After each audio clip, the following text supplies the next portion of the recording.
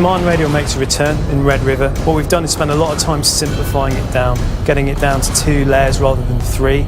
Most things on there are now much more context sensitive than they were in Dragon Rising. We've added back functions, so if you make a mistake you can easily go back. We've also looked at the terminology to make it clearer to the player exactly what the player wants to do. So with simple muscle memory of 2 thumb movements you can easily command the AI to suppress an area or rush to an area, defend or hold a position, change their fire rates, all manner of things.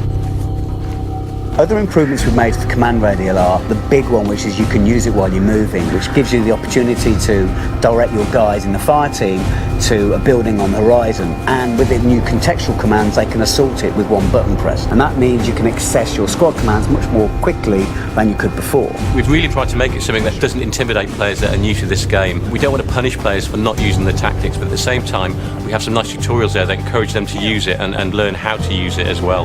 Reloading! One of the things we've added to Red River is the radar, and what that gives players is the ability to have situational awareness. They can see where Alpha Fire Team is and where Charlie Fire Team is. So that gives you the ability to see whether they're flanking in the right time frame or not, or whether you need to back them up or move through the centre. Reloading!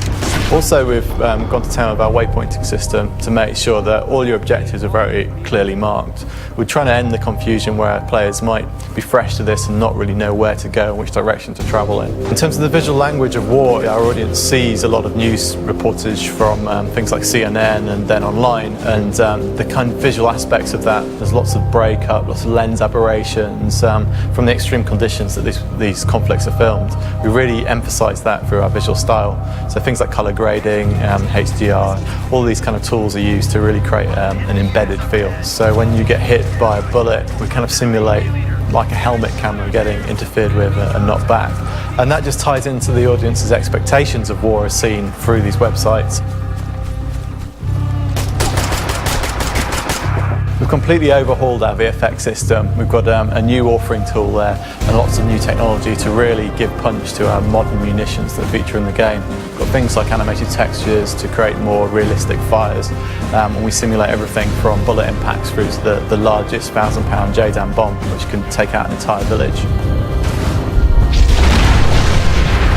In Red River, we're trying to immerse players. We're trying to give you that little glimpse of what it might be like to be on the front line. And in order to do that, we have to give you equipment that feels exactly like it would in the hands of a soldier that's out there. And that means that attention to detail on the kit, on the weaponry, has to be spot on. So we looked at lots of images and reference of how weapons are customised in the field by active serving Marines. And we found lots of really interesting visual details, things like scopes tied on with shoelaces or wire to make sure they're nice and secure when the soldiers go to ground. But wherever we found something that was visually interesting, we had like the dry basic choice or the more kind of cooler side, we definitely went with the cooler aspects of it.